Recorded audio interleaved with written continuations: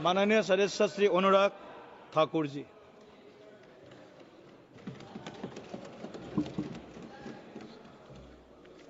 धन्यवाद सभापति महोदय। मैं माननीय प्रधानमंत्री जी को अपनी पार्टी का आभार प्रकट करता हूं, जिन्होंने मुझे वक्फ संशोधन विधेयक यानी कि उम्मीद unified Waqf management empowerment efficiency and development के समर्थन के में बोलने के लिए मौका दिया है। ये विधेयक नहीं, एक उम्मीद है। इस उम्मीद में एम्पावरमेंट है, एफिशिएंसी है, डेवलपमेंट है और कहीं ना कहीं इसी को देखकर आज जहां देश भर के लोग इसके समर्थन में हैं, वहीं Catholic bishop conference of India, church of Bharat, Kerala council of churches, Kerala Catholic bishops council और all India Sajda Nashin council, मुस्लिम राष्ट्रीय मंच जैसी अनेक संस्थाओं ने, चर्च से लेकर मुस्लिम की अन्य सभाओं ने इसका समर्थन किया है। उसके लिए भी मैं उनका बहुत बहुत आभार प्रकट करता हूं। माननीय सभापति जी, वक्फ को बदलने का वक्त आ गया है, क्योंकि यह अत्याचार और भ्रष्टाचार का एक ऐसा अड्डा बन गया है। उसको खत्म करने का और बदलने का समय आया है। भारत को वक्फ के खौफ से आजादी चाहिए, क्योंकि यहां पर ये जो पहले कांग्रेस के जमाने में बना वक्फ का कानून है, वह उसका मतलब तो यही था, खाता ना वही जो वक्फ कहे वही सही। यानी कि जहां पे कह दिया वक्फ की जमीन है, वो फिर वक्फ की जमीन हो गई। वो जिम्मेदारी उनकी नहीं है कहने की, बताने की कि ये कैसे उनकी जमीन है, लेकिन जिसकी चले गई वो बेचारा दर दर भटकता है और उसको इंसाफ भी नहीं मिलता है। मैं इसके बारे में विस्तार में बताऊंगा, लेकिन आज एक बार फिर कांग्रेस देश को और देश में भ्रम फैलाने का प्रयास कर रही है। एक और तो वो हाथ में एक लाल सी किताब लेकर चलते हैं, जो कहने के लिए संविधान है लेकिन संविधान नहीं है। अगर संविधान की आप इस कॉपी को देखेंगे तो आपको एहसास होगा कि बाबा साहब अंबेडकर का सपना था कि एक देश में तो एक ही संविधान रहेगा। आपने एक देश में दो विधान बनाने का काम किया है। आपको तय करना है संविधान के साथ रहना है कि वक्फ के साथ रहना है, वक्फ के साथ रहना है कि संविधान के साथ रहना है, आपको तय करना पड़ेगा। और यही नहीं, और जो लोग बड़ी बड़ी बातें यहां पे कर रहे थे, उनको यही कहना चाहता हूं, ये हिंदुस्तान है, पाकिस्तान या तालिबान नहीं। यहां बाबा साहब का संविधान चलेगा, काबिले का फरमान नहीं, मुगलिया फरमान नहीं चलने वाला। यहां पर एक नहीं अनेक ऐसे उदाहरण देखने को मिलेंगे। माननीय सभापति जी, आज हम केवल संविधान संशोधन पर चर्चा नहीं कर रहे, लेकिन एक ऐसे समानांतर सत्ता को चुनौती दे रहे हैं जो दशकों से अनियंत्रित रूप से अस्तित्व में है। वक्फ संशोधन बिल 2025 केवल कानून में बदलाव नहीं, बल्कि एक संदेश है। संदेश स्पष्ट है कि देश में एक ही कानून चलेगा, भारत का संविधान, और भारत के संविधान के ऊपर कुछ नहीं है। वक्फ बोर्ड का उद्देश्य मुस्लिम समुदाय के कल्याण के लिए संपत्तियों का प्रबंधन करना था, लेकिन कांग्रेस और उसके सहयोगी दलों ने इस भूमि को अपारदर्शी और एक गैर जिम्मेदाराना तरीके से राजनीतिक संरक्षण देते हुए एक ऐसा साम्राज्य बनाया जहां पर इन्होंने इसको अपना वोट बैंक का एटीएम बनाकर रख दिया है। 70 सालों से इन्होंने यही किया है। 1947 में भारत ने एक विभाजन देखा है, वो एक परिवार और एक पार्टी के कारण वो विभाजन हुआ है। आज जमीन जिहाद, लैंड जिहाद के नाम पर हम दूसरा विभाजन नहीं होने देंगे, नहीं होने देंगे। एक स्पष्ट संदेश तो यहां पर देना ही चाहते हैं कि मोदी जी के राज में भारत में एक कानून, एक संविधान और एक भारत रहेगा। और एक स्पष्ट संदेश भी है, एक है तो सेफ है। और यही नहीं, हम क्या कह रहे हैं, हम कह रहे हैं कि इस बिल के माध्यम से पारदर्शिता लाएंगे। पारदर्शिता लाएंगे तो जवाबदेही भी तय करेंगे। लेकिन ये लोग जिनके लिए वोट बैंक का एटीएम है, जिनके अपने नेता भ्रष्टाचार के कई मामलों में फंसे हुए हैं, जिनके राज्यों में हजारों करोड़ रुपए के घोटाले हुए, जिनका उल्लेख मैं आगे करने वाला हूं, उस पर भी मैं आपके सामने प्रकाश डालूंगा एक के बाद दूसरी। लेकिन सवाल यह खड़ा होता है कि 70 साल से यह प्रक्रिया जो चल रही है, चाहे 1964 की बात हो, 69 की बात हो, उसके बाद एक के बाद दूसरे संशोधन आए, 95 से लेकर 2013 तक इन्होंने इस कानून को इतना ऐसा बना दिया कि इसको चुनौती देने तक का भी हक कहीं नजर नहीं आता था। ना कोई ऑडिट, ना कोई निरीक्षण, बस भूमि अधिग्रहण की बात, शहर दर शहर, गली दर गली, इस पर एक तरह से कब्जे के बाद दूसरा कब्जा करने का काम किया गया। ये धर्मनिरपेक्षता नहीं थी, ये एक नरम विभाजन की ओर ले जाने का काम था, एक नरम विभाजन की ओर ले जाने का काम था। लेकिन हमने अब इस कानून में बदलाव किया है ताकि मुस्लिम समुदाय के सभी गरीब से गरीब व्यक्ति का भी इसमें भला हो सके। मुझसे पहले एक मुस्लिम समुदाय के एक सदस्य जो कांग्रेस पार्टी से आते हैं, वो अपना भाषण कर रहे थे। मैं उनको ही कहना चाहता हूं, अशरफ, अजलफ और अर्जल, क्या इनमें भी कोई अंतर है? और राहुल गांधी जी से पूछना चाहता हूं, और अखिलेश जी यहां पर पहले ज्ञान बांट रहे थे थोड़ा सा, क्या मुस्लिम समुदाय में भी जातियां हैं? क्या भेदभाव है? क्या छुआछूत है? लाल टोपी वालों का मैं बताऊंगा, अभी 2017 में जब आपकी सरकार आने से पहले घोटाले कितने थे? एक नहीं अनेक। लेकिन इनके काले कारनामे आज खत्म हो जाएंगे सर। ये विधायक कांग्रेस की तुष्टिकरण की राजनीति का अंतिम संस्कार करने वाला है, मैं विश्वास दिलाना चाहता हूं। This will be the last nail in the coffin of Congress politics of appeasement. अगर आप देखिए, इन्होंने इससे पहले भी पंडित जवाहरलाल नेहरू जी ने पहले तो देश के विभाजन करने में अपना वो काम किया, उसके बाद धारा 370-35 से देकर ऐसे जख्म दिए कि हजारों लोगों की मृत्यु हो गई। लेकिन ये नरेंद्र मोदी जी की सरकार थी जिसने धारा 370-35 को सदा के लिए खत्म करने का काम किया है। यह हमारी प्रतिबद्धता थी मुस्लिम समुदाय की बहनों की ओर। जो ट्रिपल तलाक से निजात दिलाने का किसी ने काम किया तो नरेंद्र मोदी की सरकार ने किया है। आपने तो वायदा किया था कि जो पाकिस्तान, बांग्लादेश और अफगानिस्तान में रह गए हैं उनको वहीं पर पूरा न्याय मिलेगा, लेकिन नहीं मिला। लेकिन उनको भारत में भी आकर अगर उनको नागरिकता देने की बात थी तो आपकी सरकार में 60 सालों में नहीं हुआ। सीएए कानून किसने बनाया? तो वो भी नरेंद्र मोदी की सरकार ने बनाकर वो काम किया है। मैं एक बात और इसमें कहना चाहता हूं, अगर इसमें एक के बाद दूसरा देखा जाए, कांग्रेस ने कहीं ना कहीं और कांग्रेस के सहयोगी दलों ने वोट बैंक के लिए संविधान का सौदा कर लिया है, और ये सौदा ही किया है। तभी तो हमने एक के बाद दूसरे उदाहरण देकर कहा कि आपने कैसे उसको अपना वोट बैंक किया, एटीएम बना के रखा। लेकिन ये जो बिल है, ये अन्याय की जड़ पर प्रहार है, और इस प्रहार के बाद सबको न्याय, न्याय और न्याय ही मिलने वाला है। हमने कहा है कि प्रत्येक वक्फ संपत्ति रजिस्टर हो, पंजीकृत हो, उसके आंकड़े होने चाहिए, और हर झगड़ा कानून के अंतर्गत हल हो, किसी डर और भय के अंतर्गत ना हो। आपको इस बात का क्यों डर है? अगर किसी को न्याय मिलता है, ट्रिब्यूनल के बाद अगर कोई हाई कोर्ट, सुप्रीम कोर्ट जाना चाहता है तो आप क्यों रोकते हो? देश में हर कानून के अंतर्गत, चाहे इनकम टैक्स का हो या कोई भी हो, आप एक के बाद दूसरे कोर्ट जा सकते हो। लेकिन वक्त में ये कानूनी रोक क्यों लगाकर रखी थी? ये बिल जो कहा गया किसी धर्म के खिलाफ, ये बिल किसी धर्म के खिलाफ नहीं है। यह बिल भ्रष्टाचार, धोखा और धार्मिक सामंतवाद के खिलाफ है, और हम इसके खिलाफ रहेंगे। ये बात स्पष्ट है कि ये आस्था का विषय नहीं है। As long as prime minister Modi is the PM, the shops of appeasement will remain shut.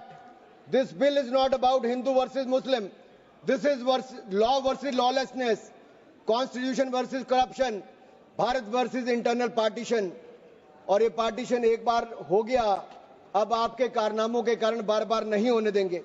Sir, मैं एक अंतर्राष्ट्रीय स्तर पे क्या परिस्थितियां वो थोड़ा बताना चाहता हूं।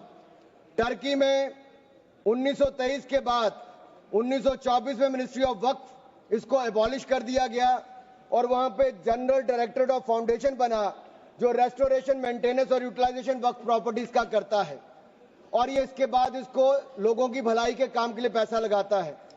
कुवैत में भी ministry of Waqf and Islamic affairs है, ये एसेट, मस्जिद, स्कूल, अस्पताल, इन सबका देखरेख करता है और मॉडर्नाइजेशन के माध्यम से, टेक्नोलॉजी के माध्यम से इसका फायदा उठाते डिजिटलाइजेशन किया है। लेबनान में ministry of endowments and Islamic affairs है, जो इसकी मैनेजमेंट और यूटिलाइजेशन को सारे को देखती है और चैरिटेबल और कम्युनिटी के काम को देखती है। सीरिया में भी मिनिस्ट्री ऑफ वक्फ है, जहां पर एप्रोप्रिएट यूज हो, रेवेन्यू हो, चैरिटेबल पर्पस हो, उसके लिए काम किया जाता है। इराक में भी सुन्नी एंडोमेंट और शिया एंडोमेंट ऑफिस है और ये भी सीधा सेंट्रलाइज फ्रेमवर्क के माध्यम से काम करता है। सऊदी अरेबिया में जनरल अथॉरिटी ऑफ वक्फ है, जो इंडिपेंडेंट पब्लिक बॉडी है। सिंगापुर में MUIS है, जो स्टैट्यूटरी बॉडी है, वो मिनिस्ट्री ऑफ कम्युनिटी डेवलपमेंट के अंतर्गत है। ये वक्फ मैनेजमेंट के डिजिटल सिस्टम के माध्यम से काम करता है। इंडोनेशिया में भी इंडोनेशियन वक्फ बोर्ड है, जो इंश्योर करता है अच्छे काम करने के लिए, उनके भलाई के लिए। तुनिसिया में भी, इजिप्ट में भी, रशिया में भी, फ्रांस में इसी तरह पे काम किया गया है, लेकिन यहां पर ऐसा नहीं किया गया। यहां पे इसके खिलाफ ही काम करते रहे।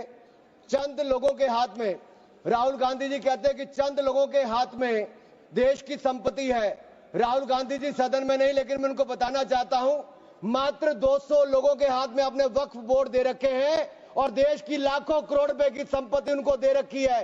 क्या उनसे छुटकारा दिलाना चाहिए कि नहीं दिलाना चाहिए? क्या आम मुस्लिम को उसका लाभ मिलना चाहिए कि नहीं मिलना चाहिए?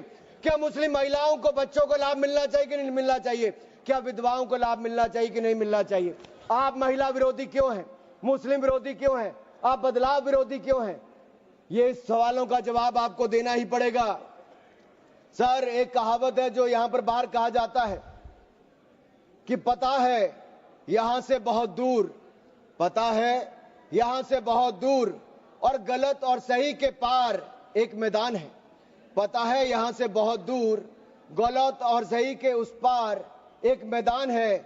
मैं वहां मिलूंगा तुझे, और अगर वक्फ का बस चला तो वक्फ की संपत्ति बन जाएगा। यानी कि जिस पे भी नजर रखोगे वक्फ की संपत्ति बन जाएगा, और उसमें से आपको इंसाफ मिल नहीं पाएगा, क्योंकि ऐसी हालत कर दी है। सर, अगर आप देखेंगे वक्फ की सच्चाई क्या है, भारत में ऐसा कौन सा कानून है जिसने आपका घर, आपका मंदिर, यहां के आपके पूरे गांव छीन लिए? भारत में कौन सा ऐसा कानून है जिसने आपका घर, आपके मंदिर, आपके पूरे गांव छीन लिए? ये ऐसा कौन सा कानून है जिसके खिलाफ आप कोर्ट भी नहीं जा सकते?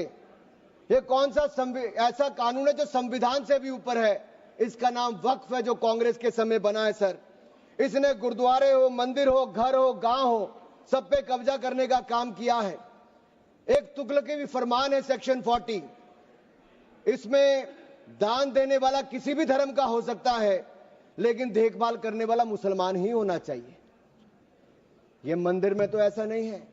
सरकारें मंदिर का, ये कर्नाटक की सरकार है कांग्रेस की, 450 करोड़ रुपया साल का आप इकट्ठा करते हैं, कहां खर्च करते हैं? कौन जवाब देता है उसका? एक एक रुपए का हिसाब आपको देना चाहिए था। क्या किसी मस्जिद का पैसा आपने लिया? क्या किसी वक्फ बोर्ड का पैसा आपने लिया? लेकिन कर्नाटक में जो घोटाले हुए सर, उसमें इनके राष्ट्रीय अध्यक्ष मल्लिकार्जुन खड़गे जी का नाम भी आता है, जहां पर क्या हुआ सर? यही नहीं,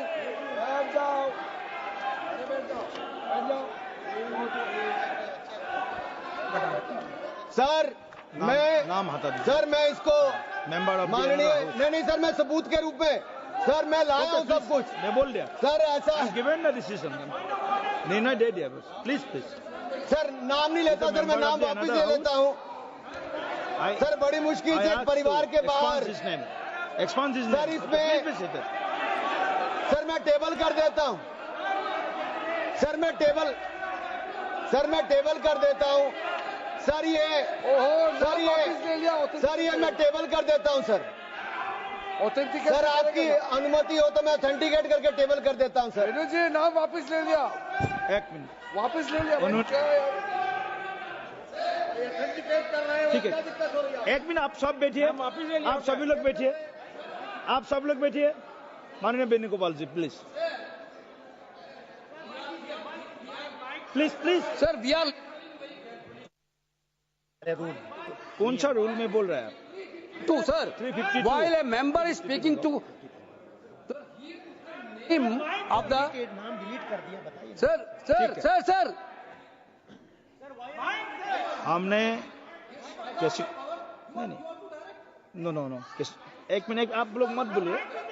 माननीय वेणुगोपाल जी, हमने नाम एक्सपांस भी डिलीट भी कर दिया और उन्होंने भी वापस ले लिया। उसके बाद और क्या है? उसके बाद क्या है?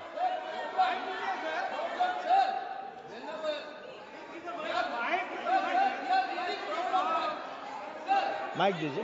माइक एक मिनट वेणुगोपाल जी बोलिए। आप वेणुगोपाल जी बोलिए। Please be sit, all members please sit. sir while he is speaking he is totally misled the house, not only misleading the house, he took the name of honorable leader of opposition of Rajya Sabha here in a very bad way. We are really proud, sir, we are really proud of that. We are having a Congress president who came from the grassroots level of this country. Okay. With so much people. He didn't like Mallikarjuna Kharge ji because he is leading by Okay. his casteism. Okay, thank you please continue sir आज please माननीय सभापति जी, आखिरकार कांग्रेस ने अपनी जातिवादी सोच को सामने ले ही आए। ये कभी जाति के नाम पे, कभी क्षेत्र के नाम पे, कभी धर्म के नाम पर बांटने का काम करते हैं। मैंने किसी जात का नाम नहीं लिया था, लेकिन आप जाति को लेकर आए हो। और यही नहीं सर, ये रिपोर्ट देखिए, ये विधानसभा, कर्नाटक की विधानसभा में कांग्रेस के एक नहीं अनेक नेताओं के नाम आए जिसने वक्फ की प्रॉपर्टी को खाने का काम किया है, हजारों करोड़ के घोटाले करने का काम किया है। इसीलिए आप लोग पारदर्शिता नहीं चाहते, इसीलिए आप लोग ट्रांसपेरेंसी नहीं चाहते, इसीलिए आप लोग जवाबदेही नहीं चाहते। सर मैं इसको ऑथेंटिकेट करके रिपोर्ट को रखना चाहता हूं। सर यही नहीं, ये तुगलकी फरमान जो थे, मैं कर देता हूं सर, अगर किसी की संपत्ति जिसके ऊपर उन्होंने कब्जा कर लिया हो, सर इसको साबित करने से उनको वक्फ साबित नहीं करना सर। ये जिसकी प्रॉपर्टी है बेचारा, उसको धक्के खाने पड़ते एक से जगह दूसरी जगह के लिए। सर ये आम व्यक्ति के लिए एक अभिशाप है। अगर सरकारी जमीन छीनी जा सकती है, गांव के गांव छीने जा सकते, तो आप कल्पना कीजिए आम इंसान की प्रॉपर्टी को कैसे किया जाएगा। सर नो ऑब्जेक्शन सर्टिफिकेट लेके जाना पड़ता है। सर वक्फ का साम्राज्य इतना बड़ा हो गया कि 9 लाख एकड़ जमीन जो लाखों करोड़ की है। सच्चर कमेटी कब बनी? आपकी सरकार के समय बनी। 2006 में उसकी रिपोर्ट आई। आप क्यों हाथ पे हाथ धर के बैठे रहे? क्यों बैठे रहे? उन्होंने कहा था कि साल का 12,000 करोड़ रुपए की आमदन हो सकती है।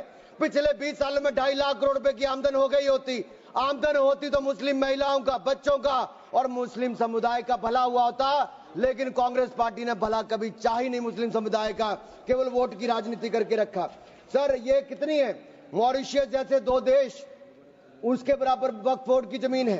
सिंगापुर जैसे 5 मिनट और मैं खत्म कर रहा हूं। सर मालदीव जैसे 12 देश, उसके बराबर वक्फ बोर्ड की जमीन है। सर लालू प्रसाद यादव जी जो सदन के सदस्य नहीं लेकिन आपकी सरकार में मंत्री थे, तब उन्होंने कहा था पटना की डाक बंगले की जमीन भी वक्फ बोर्ड खा गया, सरकारी गैर सरकारी जमीनें वक्फ बोर्ड खा गया।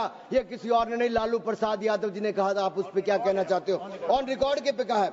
गरीब मुसलमान भी सर इस कानून का शिकार रहे। सर राजस्थान में रामगंज में वक्फ बोर्ड द्वारा मुसलमानों की जमीनें खाली करा दी, मुस्लिम महिला मर गई। उत्तर प्रदेश में लाल टोपी वालों की सरकार में, सर ये लाल टोपी के काले कारनामे उत्तर प्रदेश में देखे हैं। इनके उस समय के मंत्री ने सैकड़ों एकड़ जमीन खा गए वहां पे बैठ के आप लोग। सर यही नहीं, काले कारनामे इनके और भी हैं सर।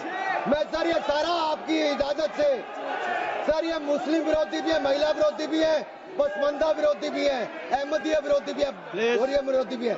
सर यही नहीं, प्लीज बैठिए सर यही नहीं, आपका बारी आएगा, आप ये गरीबों के उत्थान के लिए तब भी कुछ नहीं कर पाए सर। आप बैठिए सर ठीक रिकॉर्ड रखने का इन्होंने कुछ नहीं किया सर। हम क्या कहते हैं, शिया हो, अहमदिया हो, महिला हो, पिछड़े वर्ग के मुस्लिम समुदाय के लोग हो, उनको इसका सदस्य बनाइए। आप क्यों उसको इसका सदस्य नहीं बनाना चाहते? आप मुस्लिम समुदाय में भी जातिवाद करते हो, उनके भी पिछड़े मुसलमानों को नहीं रखना चाहते। सर यही नहीं, sir Waqf is a state with in state. ये मुसलमानों का हक मारने का काम किया गया सर। यही नहीं सर, मैं आपको बताना चाहता हूं, जीरो अकाउंटेबिलिटी है वक्फ बोर्ड की, जीरो अकाउंटेबिलिटी। कैसा क्यों है सर? सर मनमोहन सिंह जी ने कहा था, कह सकता हूं, वेणु जी के नहीं कह सकता, कह देता हूं, पूर्व प्रधानमंत्री ने कहा था, आप सोच लेना किसने कहा था। पूर्व प्रधानमंत्री ने कहा था, Muslim must have first claim on our resources. एक सदा हिंदू विरोधी रहे हैं, ये केवल मुसलमानों के पक्ष में किया, लेकिन आपने मुसलमानों के लिए कुछ नहीं किया। अगर मुसलमानों को पक्के मकान, पीने का पानी, अच्छी शिक्षा, भोजन, ये सब किसी ने दिया है तो नरेंद्र मोदी जी की सरकार ने दिया है। धन्यवाद। यही नहीं सर, सर 3 मिनट में और सर खत्म कर रहा हूँ। 1 मिनट में खत्म कीजिए। सर 1 मिनट में हो नहीं पाएगा सर। सर ये देखिए, सर ये देखिए सर, मैं रिपोर्ट लाया हूं सर, कहां से कहां तक इन्होंने, सर कहां से कहां तक इन्होंने राज्य दर राज्य कैसे हिंदुस्तान की जमीनों पे कब्जा किया है। सर ये देखिए सर, आंकड़े आपको दिखाते हैं, एक राज्य नहीं सर, केरल में, सर केरल में ये कहते तो हैं कि ये वायनाड के बेटे हैं, बेटी हैं, लेकिन वहां पे भी वक्फ का कहर जारी है सर। पापी वोट बैंक का सवाल है, आप वायनाड में भी चुप रहते हो, कुछ करते नहीं हो, और वायनाड का रहनुमा कहने वाली आज गायब है, और गायब है, और वहां पर भी उनकी संपत्तियों पर हो रहा है सर। इसलिए चर्च ने भी कहा सर, केरल में तो रोज ऐसे हो रहा है सर, बेलगाम हो चुका वक्फ बोर्ड, किसानों, मजदूरों, हिंदुओं की जमीनों को इविक्शन नोटिस दे रहा है सर।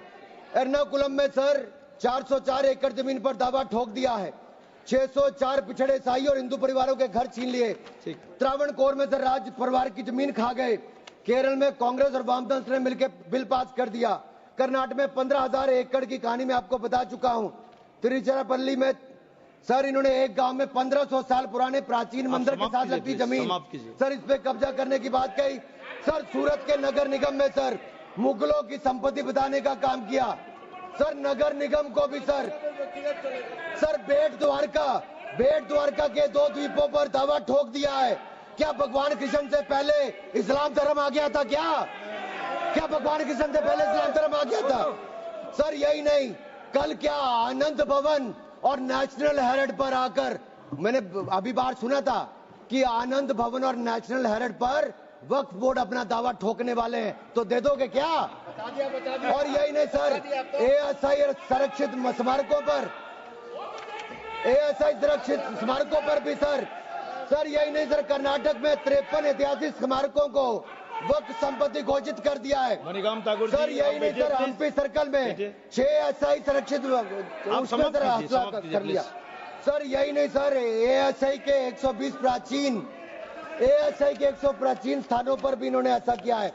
सर ये किसान कल्याण की तो राहुल जी बात करते हैं, लेकिन कर्नाटक में इनकी सरकार में 15,000 एकड़ जमीन किसानों की छीनने का काम आपकी सरकार में आपके वक्त में किया है। सर ये किसान विरोधी है, ये महिला विरोधी है, और मैं इन सबसे कहना चाहता हूं सर, ऐसे काम नहीं चलेगा। ये कहते हैं कि पुराने कानून के तहत न्याय मिल जाएगा, सर न्याय नहीं मिलता। सर 1 मिनट सर, आप देखिए वक्फ की आय जो 12,000 करोड़ रुपया साल होनी चाहिए थी, आज 1 करोड़ 30 लाख रुपया रह गई है। कौन खा रहा है पैसा वक्फ बोर्ड का? कांग्रेस के नेताओं के नाम आते हैं सर यही नहीं, पश्चिम बंगाल में 1100 करोड़ रुपए का, तमिलनाडु में 2000 करोड़ रुपए का, महाराष्ट्र में हजारों करोड़ रुपए के घोटाले हुए। इन सब की सरकारों में कहे गए, मैं सारे सबूत लाया हूं, सारी रिपोर्ट्स लाया हूं। आपका अनुरोध करता हूं सर कि सारे के सारे ऑथेंटिकेट करके मुझे रखने का मौका दिया जाए। ये विपक्षी दल क्योंकि ये भ्रष्टाचार में जुड़े हुए हैं, हम वक्फ बोर्ड के भ्रष्टाचार को खत्म करना चाहते हैं। धन्यवाद सर। बस ये तेरे आखिरी लाइन है सर, ये नेशनल हेरिटेज में छपा है कि महाराष्ट्र में हजारों करोड़ रुपए का घोटाला, महाराष्ट्र में छपा नेशनल हेरिटेज में, और नेशनल हेरिटेज के घोटाले के रूप में कांग्रेस के एक नेता बेल पर है जो अपनी सेवाएं यहां पर दे रहे हैं।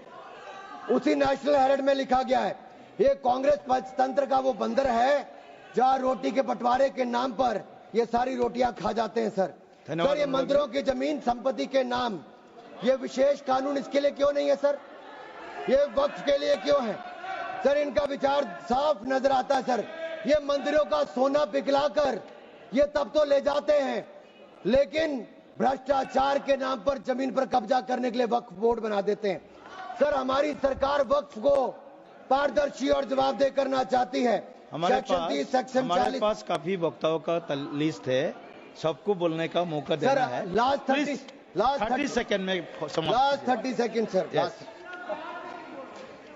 सर, आपने कहा था कि कोई बीच में टोका टोकी नहीं करेगा, लेकिन इन्होंने तो एक ऐसा जमींदार खड़ा कर दिया है जो एक नहीं अनेक ऐसी हजारों करोड़ रुपए की संपत्तियां खा गए। और कर्नाटक के कुछ नेताओं के, कांग्रेस के नेताओं के नाम है सर, ले सकता हूं, जिनका रिपोर्ट में नाम आया सर, विधानसभा में रिपोर्ट आई है सर। सिटिंग विधायक है, पूर्व विधायक, पूर्व मंत्री, राज्यसभा के प्रतिपक्ष के नेता हैं। ये वक्फ की प्रॉपर्टियों पे कब्जा करने वाले, पैसा खाने वाले हैं। और यहां तक कि एक 5 स्टार होटल का भी सुलह कराने के लिए इन्होंने कही। सर, मैं इतना ही कहना चाहता हूं, ये बिल मुस्लिमों के जीवन में एक बड़ा बदलाव लाएगा। हर वर्ष हजारों करोड़ कमाने का प्रावधान करके दिखाएगा। अच्छी शिक्षा, अच्छी सुविधाएं, अच्छे मकान, अच्छा इलाज और अच्छा भविष्य देने का काम ये नरेंद्र मोदी की सरकार में वक्फ बोर्ड का संशोधन बिल उम्मीद के माध्यम से एक नई उम्मीद बांध कर दिखाएगा, नई उम्मीद बांध कर दिखाएगा। बहुत बहुत धन्यवाद। माननीय सदस्य।